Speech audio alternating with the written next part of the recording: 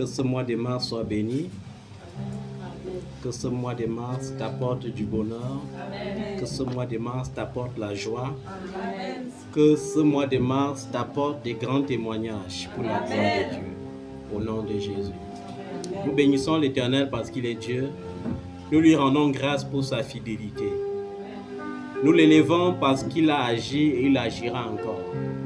Que son nom soit loué, que son nom soit élevé, que son nom soit magnifié, d'âge en âge, d'éternité en éternité. Amen. Ce matin, nous allons suivre un enseignement nouveau intitulé « Le rôle du sacrifice de Jésus ». Dis avec moi le rôle du sacrifice de Jésus. Vous savez, il est parfois difficile de répondre à cette question. Si on commence à vous poser des questions un par un, en disant à chacun de vous quel est le rôle que le sacrifice de Jésus a joué dans vos vies, certains ne sauront même pas quoi répondre. Si on dit Jésus est mort à la croix pour toi, pourquoi? Certains ne sauront pas quoi répondre. Mais je vais t'interpeller avec Romains chapitre 8 ce matin. Et qu'est-ce que la Bible dit dans Romains chapitre 8? Je vais lire à partir du verset 1er. On se met au début, on se met debout pour honorer la parole. Alors dans Romains chapitre 8, à partir du verset 1er, la Bible dit: il n'y a donc maintenant aucune condamnation pour ceux qui sont en Jésus-Christ, qui ne vivent pas conformément à leur propre nature, mais conformément à l'Esprit. En effet, la loi de l'Esprit qui donne la vie en Jésus-Christ m'a libéré de la loi du péché et de la mort. Car ce qui est impossible à la loi, parce que la nature humaine la rendait impuissante, Dieu l'a fait. Il a condamné le péché dans la nature humaine en envoyant, à cause du péché, son propre Fils dans une nature semblable à celle de l'homme pécheur. Ainsi, la justice réclamée par la loi est accomplie en nous, qui vivons non conformément à notre propre nature, mais conformément à l'Esprit. En effet, ceux qui se conforment à leur propre nature propre se préoccupent des réalités de la nature humaine, tandis que ceux qui se conforment à l'Esprit sont préoccupés par ce qui est de l'Esprit. De fait, la nature humaine tend vers la mort, tandis que l'Esprit tend vers la vie et la paix. En effet, la nature humaine tend à la révolte contre Dieu, parce qu'elle ne se soumet pas à la loi de Dieu et qu'elle n'en est même pas capable. Or, ceux qui sont animés par leur propre nature ne peuvent pas plaire à Dieu. Il y a ces 8 premiers versets qui nous intéressent. Il y a aussi le verset 18 qui dit: j'estime que les souffrances du moment présent ne sont pas dignes d'être comparées à la gloire qui va être révélée pour nous. Amen. Ok, tu peux t'asseoir. Alors, pour ceux qui pensent que Jésus est mort à la croix, pour qu'on ait la richesse, pour qu'on soit en santé, pour qu'on prospère sur la terre, pour qu'on soit le numéro 1 sur la terre, je tiens à rappeler que Jésus n'est pas une baguette magique qu'on utilise pour changer les situations. Jésus est mort premièrement pourquoi? Il faut d'abord comprendre la façon dont Jésus vient au monde. Jésus, il est au commencement ce que Jean a dit, le Verbe. Le Verbe, c'est-à-dire la parole. La parole est cette substance en qui toute chose subsiste. La Bible dit clairement que tout a été créé par la parole et rien n'a été créé sans la parole. Et c'est dans la parole que se trouve la vie, et cette vie est la lumière du monde. Alors Jésus étant Verbe se fait chair, mais d'une autre façon. Il n'est pas né de la fécondation entre Marie et Joseph, mais il est né de la vertu du Saint-Esprit. Pourquoi il fallait qu'il naisse par la vertu du Saint-Esprit? Parce que tout ce qui était né de la fécondation d'un homme et d'une femme était déjà dans le péché, dans la malédiction du péché. Et ce qui était dans la malédiction ne pouvait pas sauver l'homme né de la malédiction. Voilà, premièrement, pourquoi Jésus, pour se faire chair, naît de la vertu du Saint-Esprit et non du fruit de la relation entre Joseph et Marie. Donc, tout ce qui naissait entre hommes et femmes était automatiquement contaminé par le péché d'Adam et Ève. Il fallait donc que Jésus soit différent pour te sauver et pour me sauver. D'un. Pourquoi Jésus s'est fait chair? Pour nous libérer de la force de notre propre nature, parce que notre propre nature se rebelle contre Dieu. Pourquoi Jésus est mort? Pour nous donner la victoire sur le péché. Parce que si le péché n'avait pas existé, si le premier homme n'avait pas chuté, alors la mort n'aurait jamais existé. Alors le péché était la puissance qui délivrait la mort. Tandis que Jésus est la puissance qui vient délivrer la vie, ayant vaincu la mort à la croix. Donc tu vas comprendre que Jésus n'est pas venu comme un bâton magique pour changer tes situations. Il est venu comme la vie pour te communiquer la vie Zoé de Dieu, premièrement. Maintenant, la bénédiction que Dieu te donne, est-ce que quand tu regardes ta vie, tu regardes la vie des païens? Est-ce qu'il n'y a pas beaucoup de païens qui sont bénis? Beaucoup de païens sont bénis parce que Dieu fait grâce à qui il veut, même aux rebelles. Amen. Dieu fait grâce à qui il veut, même aux pécheurs. Dieu fait grâce à qui il veut, même aux méchants. Alors, c'est pour ça que la Bible dit, ne méprise pas la correction de l'Éternel, parce que c'est comme un père châtie son enfant, que l'Éternel, ton Dieu, te châtie parce qu'il t'aime. Amen. Donc, Jésus est venu t'affranchir du péché, le péché qui donnait la force à ton ancienne nature pour te rebeller contre ton Dieu, contre ton Créateur. Amen. Et ce sont des choses qu'il faut comprendre en profondeur. C'est très important.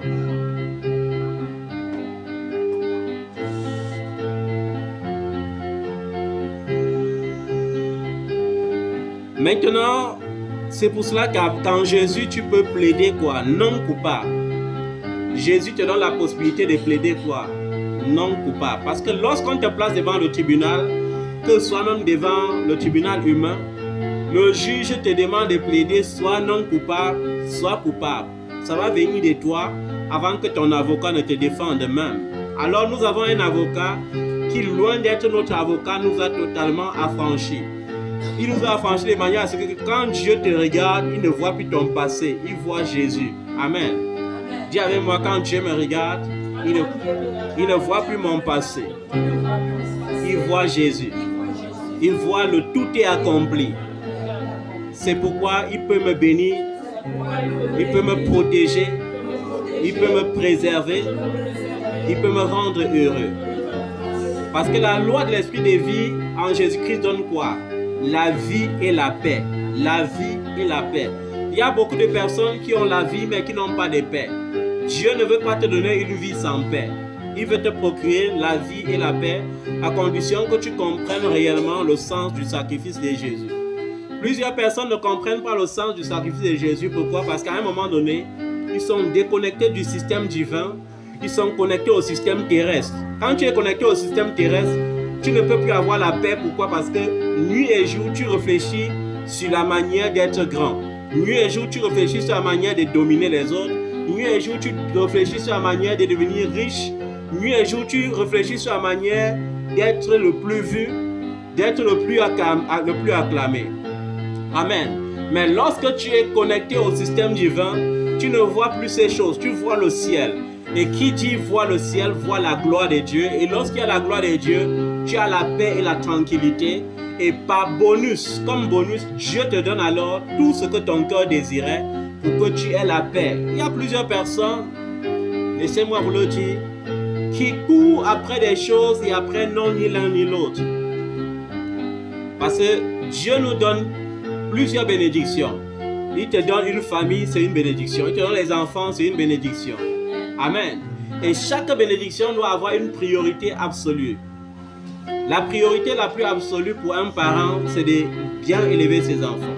La priorité pour un bon parent, c'est de donner la meilleure éducation à ses enfants.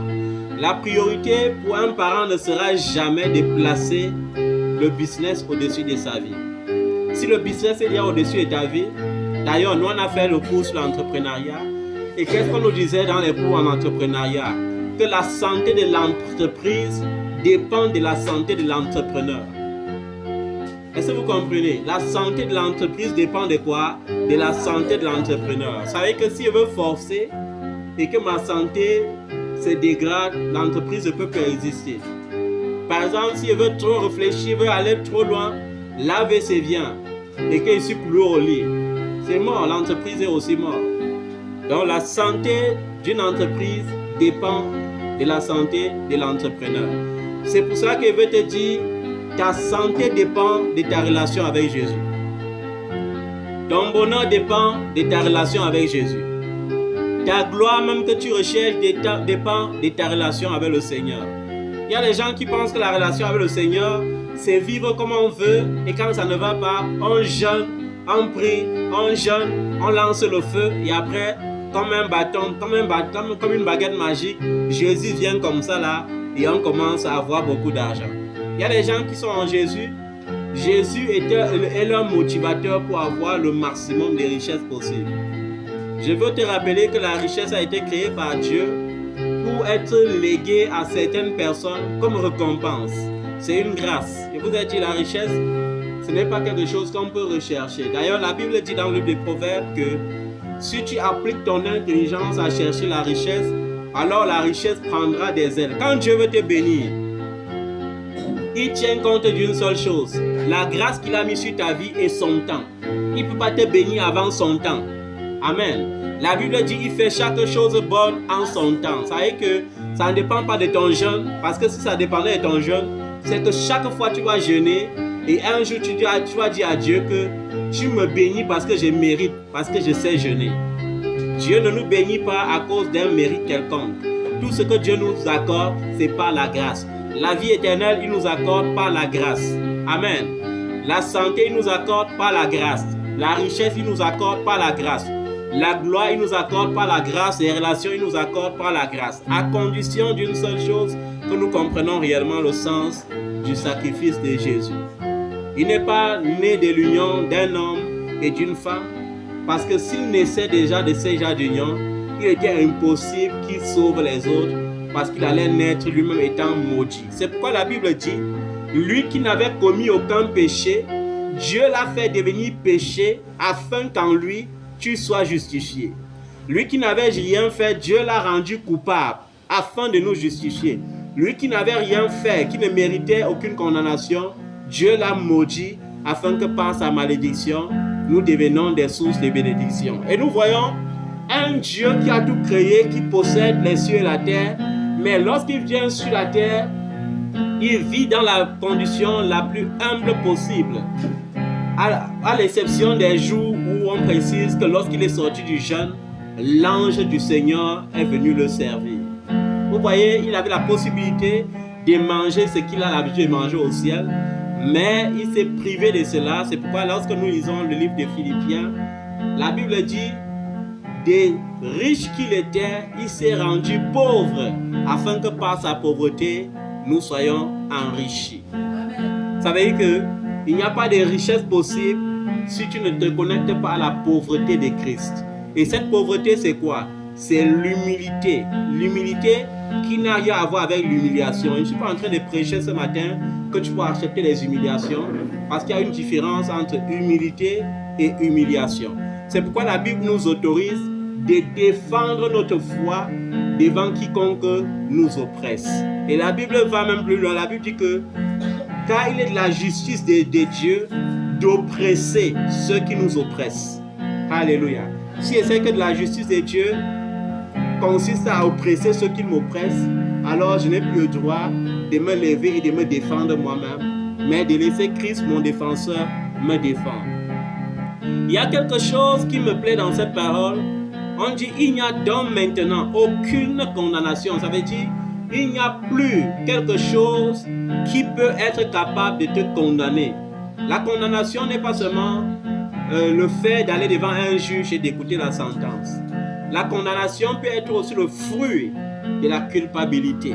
Nous savons qu'avant d'appartenir à Christ, nous appartenions dans le système du monde et dans le monde, nous avions notre vaine façon de vivre. Alors le Seigneur veut ce matin te rappeler que quand il dit qu'il n'y a plus de condamnation, il veut que tu te sentes totalement pardonné et que tu comprennes qu'il a prévu pour toi un nouveau départ, il a prévu pour toi une nouvelle vie et maintenant ta pensée, ton cœur n'ont plus le droit de venir t'oppresser avec le passé. Vous savez, il y a certains enfants de Dieu qui ne sont pas libres dans le sens où chaque fois que le malheur commence à venir ou bien quand les portes semblent se verrouiller définitivement, ils sombrent dans la culpabilité. Ils se mettent à dire, s'ils n'avaient pas fait ceci, s'ils n'avaient pas fait cela, alors je sens que ceci ne me serait pas arrivé. Dieu ne veut pas que tu vives avec la culpabilité.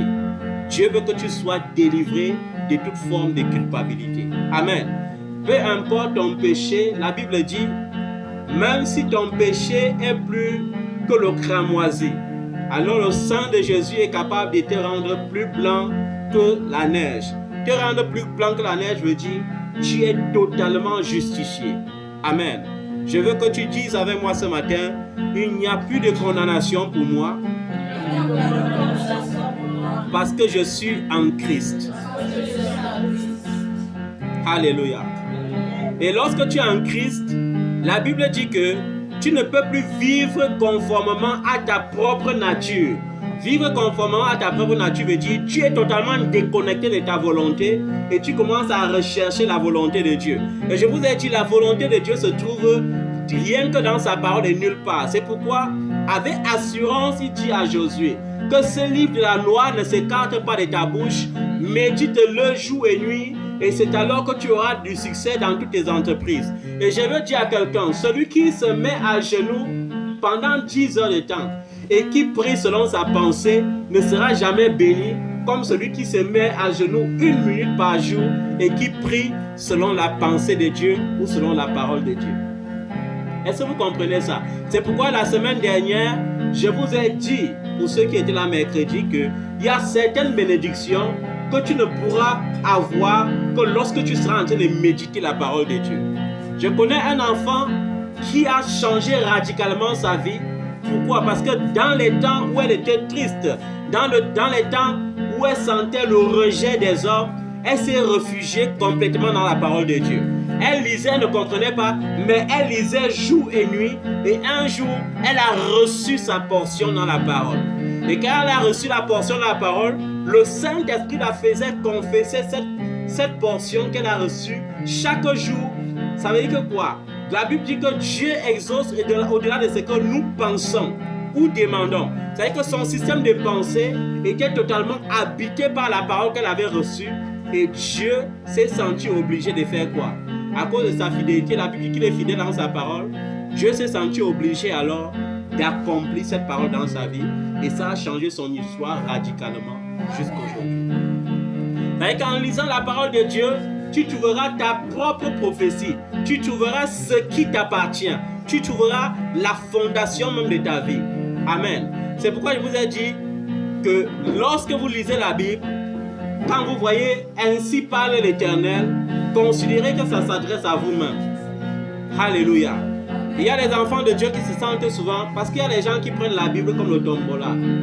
La déception que tu peux avoir du moment où tu vois la Bible comme le tombola, ça sera qu'un jour, lorsque tu vas ouvrir la Bible en disant « Seigneur, parle-moi », tu dois ouvrir la Bible au hasard et tu vas tomber sur un jugement qui te juge toi-même. Est-ce que ça n'arrive pas souvent? Parce que généralement, nous les enfants de Dieu, quand on veut jouer au tombola avec la Bible, on ferme les yeux, on ouvre.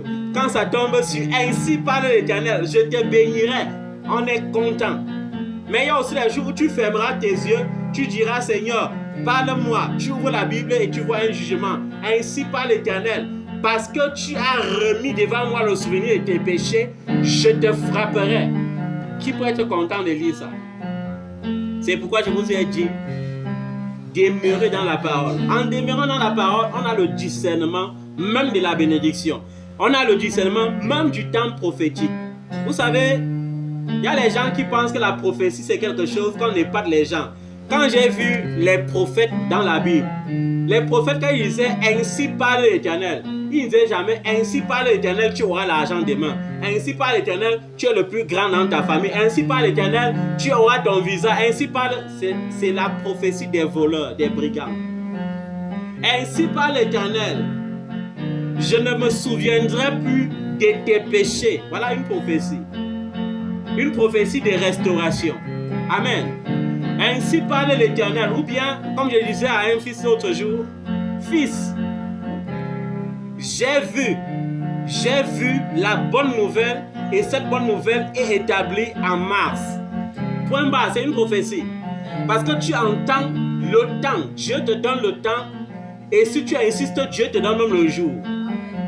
Est-ce que vous comprenez comment la prophétie fonctionne? Tu insistes, il te donne même le jour. Amen. Et parfois, Dieu donne le jour pour ceux qui doutent. Je vais prendre l'exemple. Un jour, je me promenais au marché des Mokolo. J'ai rencontré une jeune dame que je ne connaissais pas. Et elle s'est rapprochée vers moi. Et quand je suis rentré à la maison, Dieu m'a parlé de sa vie. Alors, un mois après, je suis allé vers elle et je lui ai dit, ainsi m'a dit l'Éternel, tu iras en France. Et j'ai vu son cœur était rempli de doutes. Pourquoi? Parce qu'elle s'était fait brûler par plusieurs arnaqueurs. Et je lui ai dit, parce qu'il y a le doute dans ton cœur, tu iras en France le 21 août prochain. Vous voyez, le temps prophétique existe. La prophétie ne doit pas être centrée. Lorsque tu es en Christ et que tu ne vis plus selon ta nature propre, Dieu te donne des révélations exactes. Il n'a pas besoin de révéler les vies des autres. Dieu veut révéler ta vie à toi-même.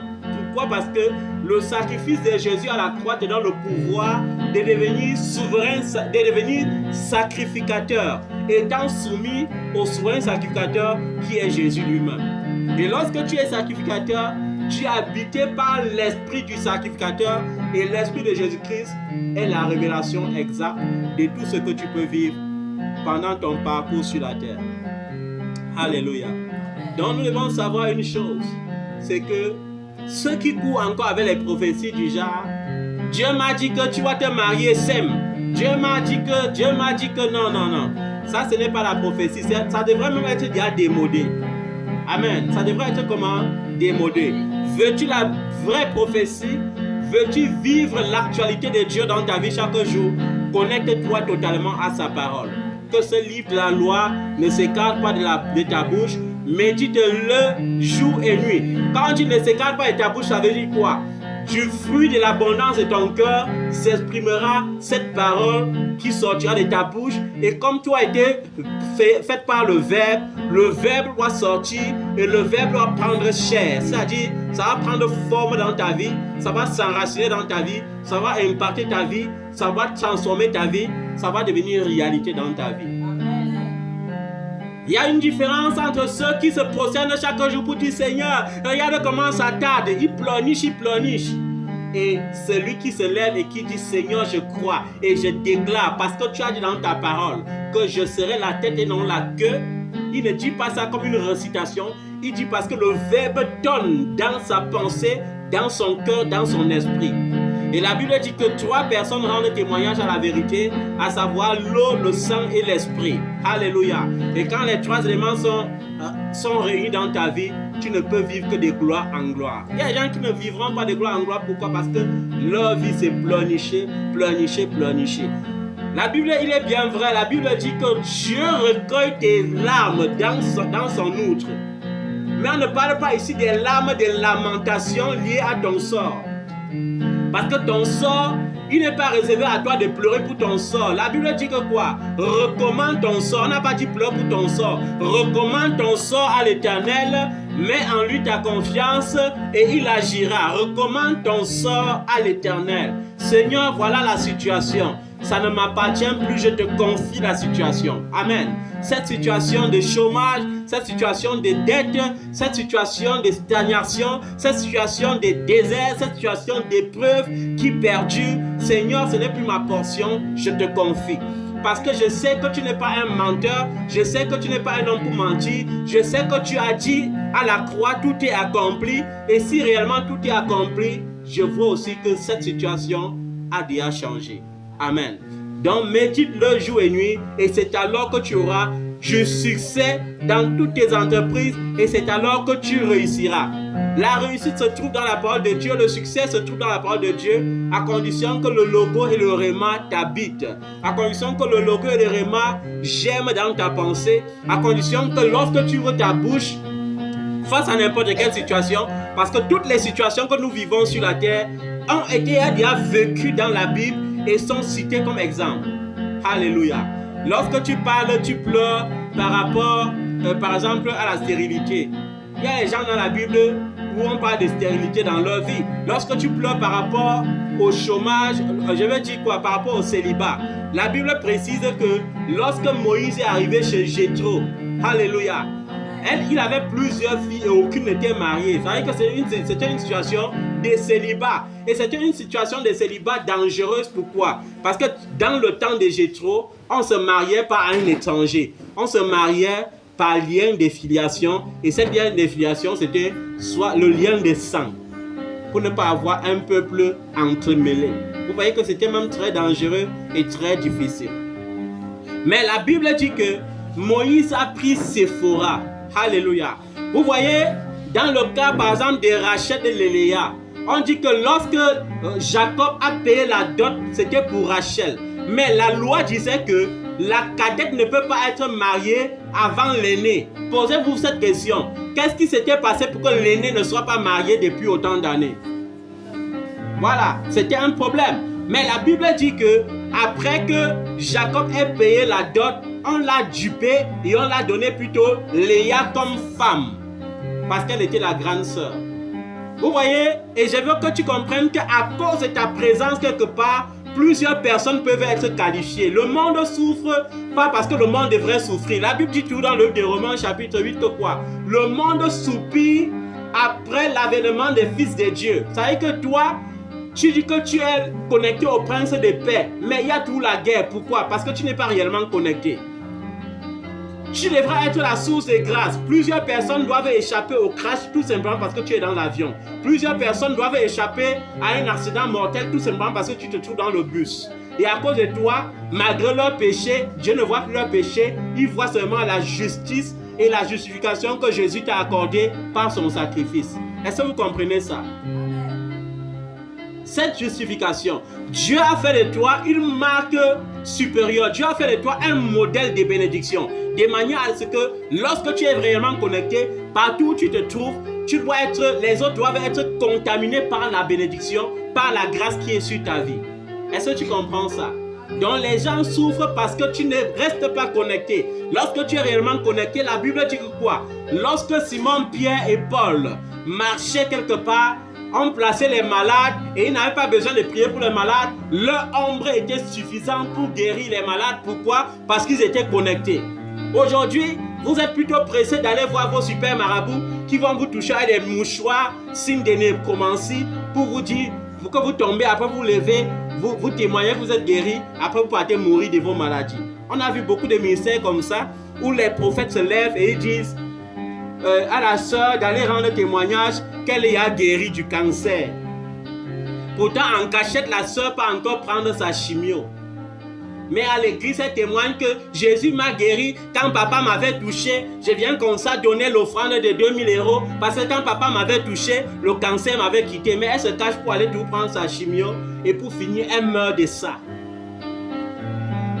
Et quand elle meurt de ça maintenant, papa braqueur qui avait déjà mangé 2000 € gratuitement doit venir monter sur le pupitre et dire que c'est parce qu'elle ne m'obéissait pas totalement. Elle ne suivait pas totalement les instructions. Il n'y a pas d'instruction quand Dieu t'a déjà guéri. Est-ce que tu comprends ça? Ou il t'a guéri ou il ne t'a pas guéri. Donc nous devons rester connectés pour être des sources de grâce, des sources de bénédiction partout où nous partons. Je me rappelle une fois, avec ces problèmes de carte d'identité, quand il n'y avait pas encore la solution, gloire à Dieu parce qu'il y a la solution maintenant, quand les cartes d'identité faisaient les 1 an, 2 ans, 3 ans, il y a même certains aujourd'hui qui ont encore leurs récépissés qui datent même de 4 ans. Je me rappelle quand j'avais fait ma carte d'identité, il y avait déjà ce problème. Alors quand j'ai vu que mon récépissé avait déjà fait 6 mois, je suis allé à la montagne, je me suis prosterné devant mon Dieu et je lui ai dit, Seigneur Jésus, quand tu es mort, tu as dit tout est accompli. Tout est accompli veut dire que quoi? Même les autorités te sont soumises. Tout est accompli signifie que quoi? Je dois être l'exception partout où je pars. Maintenant, Seigneur, comme je descends de cette montagne, mets une grâce sur ma vie du style que lorsque j'irai au centre de production, qui est exception pour moi. Alors, après avoir fait cette prière, je suis descendu et le lendemain, je me suis rendu au centre de production et on m'a braqué les armes comme si c'était un bandit. On m'a dit, le public n'entre pas ici parce que ce n'est pas un service public. Et j'ai dit aux vigiles et à ces policiers qui étaient là à la guérite que ce soit un bâtiment public ou pas, je ne peux pas quitter d'ici sans avoir ma solution parce que je suis venu ici pour avoir la solution. Il n'y a rien qui peut changer à ça. Et je voyais dans sa pensée, il disait que mais celui-ci même, il veut qu'on le jette en cellule ou quoi, ou bien c'est un fou. Et après, il a dit, bon, je ne m'occupe même plus de lui, je vais voir la solution là. Et alors, après, j'ai vu un monsieur sortir en civil. Et l'Esprit de Dieu m'a dit clairement, voilà un commissaire, va, c'est lui qui est choisi pour résoudre ton problème. Et je suis allé, je lui ai dit, bonjour monsieur. Et vous savez, parfois certains commissaires sont mal à l'aise quand tu dis bonjour monsieur, on le dit bonjour mon commissaire. Parce qu'ils sont habitués soit à mon commissaire, soit à chef. Et ils voient quelqu'un béni, plutôt lui dit bonjour monsieur. Et il se tourne aussi, il dit bonjour. Et j'ai dit, j'ai un problème. Et tu as un problème et tu me vois en route, tu dis que tu as un problème. Bon, le problème c'est quoi? J'ai dit, je n'ai pas de problème de double identité.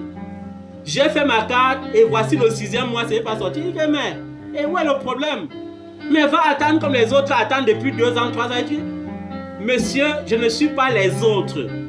Vous voyez, je rappelle ici, avec assurance, ce que j'ai déjà conclu avec mon père dans le secret. C'est pourquoi je pouvais lui dire avec assurance, monsieur, je ne suis pas les autres. Alors, il comprend aussi dans son esprit que celui-ci veut être différent. Ok, maintenant lui, qu'est-ce que tu veux? Je veux que ma carte soit prête la semaine prochaine. Et quand tu dis cela avec assurance, si tu n'as pas Jésus, il va dire, on fait comment? Mais comme il y a Jésus, il dit, donne-moi la photocopie de ton récépissé et écris ton numéro de téléphone au verso. Et comme Dieu avait tout préparé à l'avance, je ne lui dis pas, attends, je n'ai pas photocopié. Il dit, voici ça, c'est déjà prêt. Et il prend. Et quand il prend, tu rentres avec assurance, sachant que Jésus a rendu ministère dans son esprit. C'est pourquoi ce jour-là, ce même jour à 17h, il se sent obligé de m'appeler sans même connaître qui je suis, parce qu'on ne s'est pas présenté. De m'appeler et de me dire, ta carte est en cours de production, tu peux être tranquille. Et je lui dis, je ne veux pas que ce soit en cours de production, je veux que ce soit produite. Alléluia. Et alors, une semaine après, je m'en vais au commissariat où j'avais établi ma carte et j'ai dit à celle qui était chargée de redistribuer les cartes, je lui dis, prends le lot de cartes où se trouvent les lettres T et retire ma carte, je vais signer et partir. Et elle se met à rire, pourquoi? Parce que quelque temps avant, elle m'avait dit, donne-moi 30 000 et je ferai sortir ta carte. Et je lui avais dit, on fait la carte à 6 000 et j'ai déjà fait. Et je n'ai plus de frais à payer. Alors elle rit parce qu'elle dit que c'est impossible. Mais elle est surprise que lorsqu'elle prend le lot de cartes, elle voit exactement ma carte et elle regarde encore ma face et elle regarde et elle dit, mec, tu as fait comment? Elle dit, toi tu es dans le système. Tu ne connais pas comment ça se passe et tu me demandes qu'elle fait comment? Bon, sache alors que Jésus-Christ est Seigneur. Et j'ai pris ma carte et j'ai signé et je suis parti. C'est pour vous faire comprendre que lorsque tu es connecté au Verbe, la puissance que Jésus a accomplie par le sacrifice qui te redonne le pouvoir d'être comme le premier Adam sans péché s'accomplit dans ta vie. Un autre exemple, en 2011, le président de la République avait instruit les cartes gratuites sur le territoire camerounais. Les cartes gratuites, je me rappelle bien. Et j'ai vu que les gens quittaient chez eux à 4 h du matin pour aller s'aligner pour faire les cartes. Alors, j'avais besoin de faire ma carte aussi. Et d'ailleurs, ma carte était périmée. Non, il manquait 2 jours comme ça pour que ma carte périme. Alors, je me suis levé à 4 h du matin. Je voulais partir au commissariat central. Et Dieu m'a dit, à l'heure où il faut encore m'adorer un peu, tu dis que tu pars au commissariat, soit nous ouvre le commissariat à 4 h. Et j'ai dit, Seigneur, j'avais même oublié qui j'étais. J'ai honte, Père. Mais pardonne-moi. Et pour que tu me fasses pardonner, je vais te louer, je vais t'adorer. Alors je me suis mis dans l'adoration. J'ai adoré tellement le Seigneur que vers 6 h, un petit sommeil m'a encore pris. Et j'ai encore bien dormi comme un ministre. Je me suis réveillé, il était 7 h 30. Et il fallait quitter Dolembe pour le commissariat central. Et quand j'arrive au commissariat central, je vois il y a 2 rangs. Le dernier des 2 rangs était placé devant la boulangerie Calafatas. Alors je me lève et j'arrive et je dis pardon, pardon, et on me laisse passer. Et il y a quelque chose qui se passait dans le surnaturel. Lorsque les gens me regardaient avec les yeux charnels, ils voyaient plutôt le commissaire en train d'arriver. C'est pourquoi les gars disaient non, laissez passer, laissez passer. Pourquoi? Parce qu'ils étaient impatients que le commissaire arrive et ouvre le bureau pour qu'on commence à les recevoir. Et je me rappelle, j'ai traversé tous les 2 rangs. Je suis arrivé là où il y avait le premier devant la porte. Et je m'arrête aussi à côté de lui, je reste tranquille. Je lui dis même pas bonjour. Il se tourne vers moi, il dit bonjour, bonjour chef. Vous n'ouvrez pas le bureau pour nous recevoir? Il dit qui est chef? Moi je suis venu faire ma carte. Et il se fâche. Il dit mais c'est comme ça que vous gâtez le pays. Hein? Moi je quitte de chez moi à 4 h. Et je viens ici là, je m'aligne le premier. Tu viens toi à 8 h moins. Tu dis pardon, pardon. On croit même que c'est le grand là qui vient nous ouvrir la porte. Alors que c'est un simple usager. Tu vois aller à la queue là-bas. Je lui dis que tu as mal cité la parole de Dieu. La parole dit que je serai la tête et non la queue. Maintenant, comme tu as prononcé la queue sur ma vie, je te place à la queue. Hey! Il dit que merde, le gars Simon, il me parle comme ça, il me parle. Tu es qui? Et je lui dis, tu sauras qui je suis à l'instant même où on ouvrira ce bureau. Vous voyez, lorsque tu as le verbe, tu peux parler avec assurance. Et je me rappelle, après lui, le deuxième n'avait rien dit. Et la troisième, c'était une maman. Une maman bien âgée. Et la maman a mal interprété mon geste. Et elle s'est retirée, elle est venue me dire, s'il te plaît, mon père, coupe pour moi un peu. J'ai dit quoi, maman? Elle dit que non, moi je connais. On m'a dit que vous avez souvent certaines écorces là, que quand vous mettez sur la langue là, quand vous partez même devant le président, quand vous parlez, le président écoute seulement ce que vous dites. La manière que tu parles avec autorité ici là, je sens que tu as ta part là dans la poche. J'ai dit ma part là, c'est pas dans ma poche, c'est dans mon cœur, mais je peux te contaminer avec. Ma part s'appelle Jésus. Elle dit ok, Jésus comment? Maman, je parle à l'église. Et que je ne parle pas de Jésus de l'église. Je parle de Jésus qui a dit tout est accompli pour moi. Et tu sauras que je suis avec Jésus parce qu'avec assurance, je te dis, dès qu'on va ouvrir ce bureau, tant qu'on ne me reçoit pas, on ne reçoit personne. Si on ne me reçoit pas ici en premier, sachez qu'aujourd'hui, là, on va tout annuler le service. Et quand on va me recevoir en premier, exactement à 9 h 15 minutes, on va m'appeler, on va me donner mon récépissé. Et vous saurez que je ne parle pas de moi-même. Et la maman elle est allée, vous savez comment les païens font. Elle est allée aussi dire dans les rangs que le monsieur qui vient d'arriver là, c'est eux qui gèrent le pays. Parce que dans sa tête, elle ne comprenait pas tout que ce soit un Jésus simple. Que la manière dont le type s'y parle, il tourne ici. Oh, c'est eux qui tiennent le pays ici. Oh. Peut-être c'est l'ami de tel ministre ou bien de tel ministre.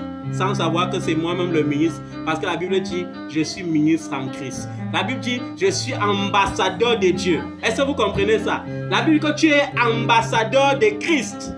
Tu es quoi? Ambassadeur de Christ. Alléluia. La puissance de la parole. Et lorsqu'on est venu ce jour-là, On a ouvert le bureau. Dans le règne de l'esprit, Dieu a changé le critère du jour. Alors celui qui a ouvert le bureau, il vient maintenant. Le premier qui me gueulait, il avait déjà fait son certificat de nationalité, il avait tout son dossier en main. Mais on vient, on le déçoit pour que la parole s'accomplisse. On lui dit, on commence par ceux qui veulent renouveler leur carte. Vous voyez comment Dieu a tout changé. Moi, je venais pour un renouvellement. Lui, il venait pour faire sa carte pour la première fois. Il était sorti de chez lui à 4 h du matin, mais il était sans Jésus. Moi, je suis sorti de chez moi à 8 h moins, mais j'avais Jésus. Vous voyez la différence? Alors, parce que j'avais Jésus, et parce que Jésus savait que mon temps était précieux, parce que ton temps est précieux, tu es une pierre précieuse devant l'Éternel. Alors, on a changé tout. Et quand j'ai donné ma carte en disant, oui, les renouvellements, c'est nous. Le gars a vu la parole s'accomplir. La maman qui venait demander sa part d'écorce a vu la parole s'accomplir. Mais jusque-là, ils ont dit, on saura sur quoi il compte lorsqu'on l'appellera à 9 h 15 pour lui donner son récépissé. Vous voyez comment, avec la parole, on met les gens au travail. Et plus d'une centaine de personnes étaient là maintenant en train de guetter seulement la montre pour voir si à 9 h 15, on va me donner mon récépissé. Et ce jeune homme, il n'a pas supporté. Il a pleuré à chaudes larmes parce qu'il dit que je ne comprends pas. Et quand il pleurait à chaudes larmes, il me regardait avec beaucoup de dédain parce qu'il n'arrivait pas à comprendre que ce sont les choses de l'esprit. Il croyait que réellement, j'ai compté sur les relations pour venir le placer à la queue alors qu'il était à la tête. Alors que c'est sa propre parole qui s'est accomplie. Et cette parole, ce témoignage ce matin, c'est pour te dire quoi? Partout où tu iras, lorsqu'une personne prononcera le mot que sur ta vie, renvoie-lui à la queue et place-toi à la tête, parce que la Bible dit tu seras la tête et non la queue. Lorsque quelqu'un te dira tu es fait pour être dernier, rappelle-lui que la Bible dit dans le Deutéronome 28 que tu seras le premier et non le dernier. Il ne faut pas avoir honte de professer la parole. Jésus est le Verbe. Et par le Verbe, tu peux tout changer dans ta vie. Lorsque quelqu'un possède le Verbe, il ne dort plus en pleurant sur le futur. La Bible dit qu'il se rit du futur. Lorsque vous voyez la femme vertueuse dans le livre des Proverbes 31, qu'est-ce que la Bible dit? La Bible dit, elle regarde le lendemain et elle se rit du lendemain. Quand on rit du lendemain, ça veut dire qu'on a l'assurance plus. Mais on va voir les enfants aujourd'hui, ils se couchent, ils ne dorment pas bien parce qu'ils se disent, je vais me marier quand? Est-ce que je vais même réellement me marier? Je vais voyager quand? Est-ce que même je vais même réellement voyager? Je t'ai dit, peu importe le nombre d'échecs que tu as essuyés. Souviens-toi qu'en Jésus, il y a ce qu'on appelle l'actualisation du temps. L'actualisation du temps. Et pour actualiser le temps, il faut dire, Seigneur, je sais que j'ai souvent échoué. Mais aujourd'hui, parce que la parole révèle que je ne suis pas né pour échouer, je fais table rase de tous mes échecs et je me connecte à la réussite dans ton puissant nom. Est-ce que vous comprenez ça? Le passé n'existe pas en Christ. Le passé n'est pas important. Le nombre d'échecs que tu as connus dans ta vie n'est pas important. Ne laisse plus les pulsions de tes pensées te pousser dans la culpabilité. D'ailleurs, la Bible dit que quoi? Il n'y a pas de crainte dans l'amour. L'amour parfait bannit la crainte. Et je dis toujours, ceux qui ont peur de Dieu ne seront jamais qualifiés. Quelqu'un a peur de son propre père comment? Si tu as peur de ton père, tu ne peux pas lui demander le yaourt. Tu as peur de ton père, tu ne peux pas lui demander les bonnes choses. Jésus dit que Dieu est ton père. Amen. Comment il va avoir peur de mon père? Je peux craindre mon père. Et la crainte de l'Éternel signifie le respect profond pour l'Éternel. Dieu veut que tu le craignes parce que sa crainte doit te pousser à faire comment? À mettre du piment dans votre relation tous les jours.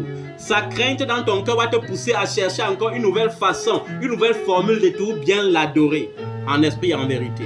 Mais la peur de Dieu te déconnecte de Dieu. On a vu David, lorsque l'arche de l'Éternel a frappé quelqu'un devant David. La Bible dit quoi? Il a eu peur de Dieu. La crainte de Dieu s'est remplacée par la peur de Dieu. Et par conséquent, David s'est déconnecté de la bénédiction. Il a fui, il allait se cacher dans son palais. Et maintenant, Obed-Edom, qui avait plutôt la crainte de l'Éternel, a dit que non, amenez l'arche chez moi. Comme vous avez peur de ça, amenez l'arche chez moi. Et la Bible dit, en moins de 3 mois, il avait déjà la renommée dans tout Israël parce que l'arche de l'Éternel avait béni sa maison et il avait prospéré. Et David maintenant a compris que hey, j'avais peur de mon père comment? Mieux je m'en vais négocier avec mon père. Et pour négocier maintenant, il fallait faire comment? Faire beaucoup de sacrifices. La Bible dit qu'il marquait un pas, on sacrifiait un bœuf. Il marquait un pas, on sacrifiait un bœuf. Imaginez la distance où l'ange était, ou bien la distance où l'arche se trouvait. C'était à 1 kilomètre. C'est-à-dire qu'on a dû sacrifier plus d'1 million de bœufs pour récupérer l'arche de l'Éternel. Beaucoup perdent l'arche à cause de la peur. Dieu ne t'a pas destiné à la peur. D'ailleurs, la Bible dit que quoi? Ce n'est pas un esprit de timidité que Dieu t'a donné, mais c'est un esprit de force. Un esprit de force, un esprit d'amour, un esprit de puissance, un esprit qui te rappelle que Dieu est à bas ton Père. Alléluia. Amen. Mais les enfants qui disent, ah bah mon Père, tu as fait de moi ton enfant. Ah bah mon Père, tu m'aimes tendrement. Mais ils ont peur de communiquer avec Dieu. La peur te tue les formules. La peur fait que tu oublies même le nom de Dieu. Tu oublies même que Jésus est le... Tu pries tellement, tu dis qu'il y a tellement dit au nom de Jésus, rien n'a changé, que finalement là, il faut qu'ils cherchent le nom de Dieu. Vous voyez ce que la peur fait aux enfants de Dieu? C'est-à-dire que Dieu t'a donné son nom. Tu dis que maître, depuis 4 ans, 5 ans que je dis au nom de Jésus, rien ne change. Peut-être le nom de Dieu c'est Elohim, peut-être le nom de Dieu c'est Tchikenu, peut-être le nom de Dieu c'est Jehovah Shammah, peut-être tu commences à chercher la formule adéquate. Tu commences à chercher la formule adéquate, on te comprend dans la chambre maintenant, tu as même peur de dire au nom de Jésus. Tu as même peur de dire au nom de Jésus parce que tu dis que quand tu dis au nom de Jésus, rien ne change. Alors qu'au nom de Jésus, tout genou fléchira et toute langue confessera qu'il est Seigneur. La bonne nouvelle pour toi, c'est que Dieu va faire quelque chose pour toi. Je disais ça à quelqu'un tout récemment. J'ai vu le parcours d'un homme. Ça dit le parcours d'un homme. Un homme de Dieu qui est modèle. Un homme de Dieu, je peux dire c'est le modèle. Parce que vous voyez, s'il me mélange avec un homme de Dieu, ça veut dire que c'est vraiment un modèle. Un homme de Dieu qui a supporté les humiliations. Ça veut dire que le désert qu'il avait sur sa vie, je suis sûr que si on donnait ça à un autre homme de Dieu, il allait régner Dieu. Parce qu'il a vu un homme de Dieu régner Dieu. Je me rappelle d'un pasteur que j'avais connu à la congrégation baptiste pour Christ. On avait rendu ministère ensemble. Après son mariage, 2 années après, on m'a témoigné qu'il était à Mokolo, en train de pousser. Il était devenu pousseur. Et quand tu lui parlais de Jésus, il pouvait te tuer. Il dit quoi, Jésus? Les trucs que moi j'ai trompé avec.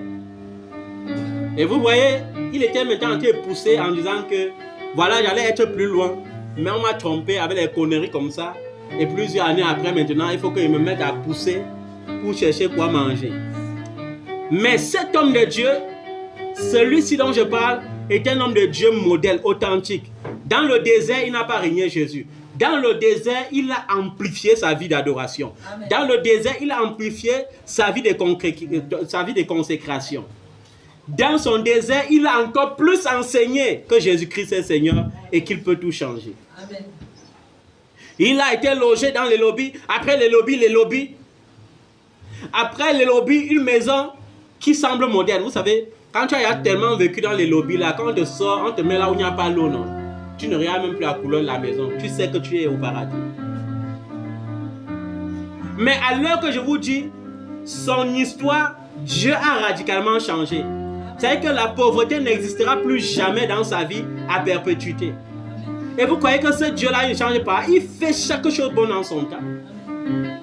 Le désert, comme je disais dans Romains chapitre 8, verset 18, j'estime que les souffrances des moments présents ne sont pas dignes d'être comparées à la gloire qui va être révélée pour nous. Je suis en train de dire à quelqu'un ce matin que quoi? La quantité de souffrances que tu as connues, la quantité d'épreuves que tu as traversées, c'est à l'image, ce n'est pas comparé, on ne peut pas comparer ça à la grande gloire qui va venir changer radicalement ton histoire. Amen. Parce que quand Dieu change ton histoire, il ne change pas un peu, il change totalement. Au point que lorsqu'on te regarde, on dit, maître, donc son Dieu là était vraiment Dieu. Amen. Parce que lorsqu'on te regarde, certaines personnes qui t'avaient rejeté, ils sentent que même pour te rencontrer, même ce n'est plus facile. Amen. Pour t'approcher, même ce n'est plus facile. Parce que quand Dieu t'élève, il ne t'élève pas un peu. Il te met sur une position élevée. C'est pourquoi Jésus te dit, tu est comme une maison qu'on a bâtie sur une montagne. Pourquoi il te compare une maison bâtie sur une montagne? Parce que lorsqu'une maison est bâtie sur une montagne, quand les regards passent, ça veut d'abord tout regarder la maison là. Est-ce que vous comprenez ça? Comme je vois souvent à l'ouest maintenant, quand quelqu'un veut valoriser un peu ses milliards, qu'est-ce qu'il fait? Il part sur une montagne là où il y a encore toutes les brousses, il n'y a pas de maison. Il part loin en haut, il terrasse là-bas, il te met une maison, le genre quand tu passes, tes yeux sont obligés de regarder. C'est la même valeur pour toi. Les gens sont obligés de négocier avec toi. La Bible dit, ce n'est plus à toi qui ira vers eux, c'est eux qui reviendront à toi. Donc tous ceux-là qui t'ont sous-estimé, qui t'ont mis de côté là, la Bible dit que quoi? Ce n'est pas à toi d'aller encore vers eux, c'est à eux de venir vers toi. Amen. Donc s'il n'y a pas de souffrance, il n'y aura pas de témoignage. Est-ce que vous comprenez ça? S'il n'y a pas de challenge, il n'y aura pas de gloire. La Bible te dit bien clairement que les souffrances que tu as traversées jusqu'à aujourd'hui ne peuvent pas être comparées à la gloire qui est en train d'arriver. Je ne dis pas qu'à la gloire qui arrivera, je préfère dire à la gloire qui est en train d'arriver, parce que j'insiste pour que tu comprennes que c'est vrai, c'est que cette année 2025, cette année est une année favorable pour toi. C'est une année où l'Éternel parle en ta faveur. C'est une année où les choses vont arriver de manière imprévue dans ta vie, des grandes choses, des choses extraordinaires, des choses que tes lèvres ne pourront même pas avoir la force de témoigner, des choses qui vont t'étonner toi-même. Vous savez, il y a des miracles qui n'étonnent pas seulement ton entourage, mais qui t'étonnent toi-même. Tu te réveilles un beau matin comme ça, tu vois un mail, et ce mail vient changer radicalement ta vie. Tu ne t'attendais pas, mais tu vois un mail qui vient changer radicalement ta vie. Tu reçois un coup de fil qui change complètement le cours de ton histoire et tu te vois dans une autre position. Alléluia. Je crois en cette parole parce que je crois que, et pour que cela soit établi dans ta vie, rappelle-toi de ce que je viens de dire ce matin. Ceux qui sont en Christ ne vivent plus selon leur nature propre. Parce que lorsque tu vis selon ta nature propre, la Bible dit que tu ne peux pas plaire à Dieu. Donc il faut rechercher la volonté de Dieu. Il faut rechercher quoi? La volonté de Dieu. Et je t'ai dit, la volonté de Dieu se trouve où? Dans sa parole. Et la parole qui est le Verbe, lorsque tu l'auras confessé dans ta vie, tu sauras que Jésus a vraiment tout créé par la parole. Amen. C'est pourquoi je veux que tu te lèves ce matin pour que nous expérimentons le Verbe dans notre vie. Toi qui es malade, je veux que tu expérimentes le Verbe dans ta vie. Que tu dises, au commencement était le Verbe. Au commencement était le Verbe. Le Verbe a tout créé. Le Verbe a tout créé. Le Verbe était Dieu. Le Verbe était Dieu. Et par le Verbe, Dieu a tout créé. Rien n'a été créé sans le Verbe. Rien n'a été créé sans le Verbe. Dans le Verbe se trouvait la vie. Dans le Verbe se trouvait la vie. Et la vie était la lumière des hommes. Par ce même Verbe, je confesse ce matin que mon mois de mars est un mois béni, un mois d'épanouissement, un mois de joie, un mois où je verrai la faveur de Dieu, un mois où je vivrai la faveur de Dieu, un mois où je vivrai la gloire de Dieu, un mois où je témoignerai de la puissance de Dieu, de la délivrance de l'Éternel dans ma vie. Je confesse par ce Verbe que je suis en bonne santé. Dieu ne m'a pas créé avec les maladies. C'est pourquoi je déclare que toute maladie qui est enracinée dans ma vie soit déracinée. Au nom de Jésus, j'ordonne ce matin que toute maladie enracinée dans ma vie soit déracinée et consumée par le feu. Au nom de Jésus, par le Verbe, je déclare l'abondance spirituelle dans ma vie. Ma vie spirituelle est une vie épanouie. Ma vie de prière est une vie de puissance. Par le puissant nom de Jésus, je déclare l'abondance matérielle, l'abondance financière. Dieu ne m'a pas créé avec la médiocrité. Il ne m'a pas destiné à la pauvreté. Il ne m'a pas destiné au ridicule. Par le Verbe, je déclare et je confesse que Christ s'est fait pauvre afin que par sa pauvreté, je sois enrichi. Je déclare, je suis riche. Au nom de Jésus, j'appelle la faveur financière, la grâce financière à s'établir dans ma vie. Au nom de Jésus, mon portefeuille ne sera pas vide. Mes poches ne seront pas vides. Mes comptes bancaires ne seront pas vides. Que la grâce financière provoque les transferts des fonds. Provoque les transferts des fonds dans mes comptes bancaires. Au nom de Jésus, provoque les transferts de fonds dans mes comptes bancaires. Au nom de Jésus, les transferts de fonds en devises étrangères, en dollars, en euros, en livres sterling. Au nom de Jésus, en francs suisses. Au nom de Jésus, que les transferts de fonds se manifestent maintenant.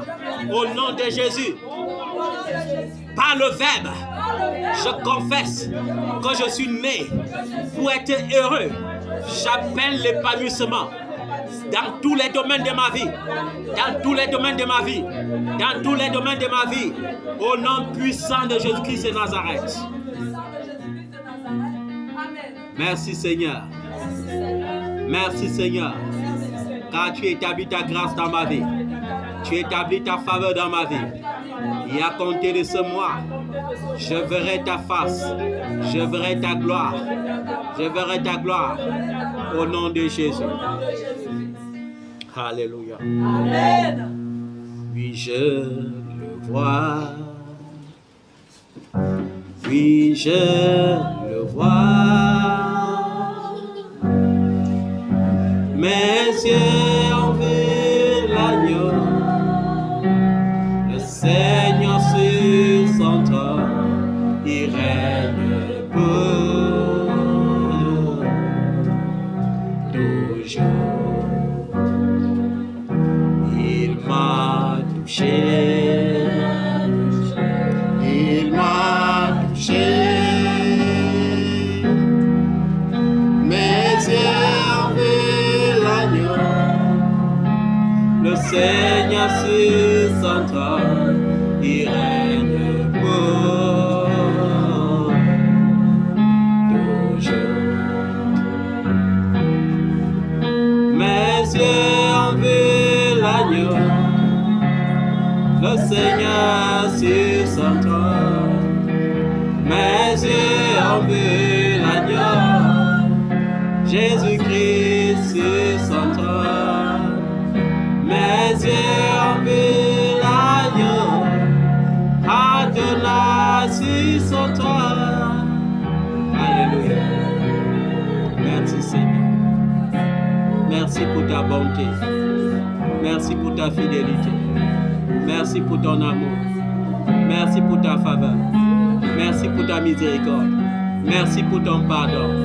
Au nom de Jésus. Est-ce que tu peux acclamer le roi des rois? Est-ce que tu peux le célébrer?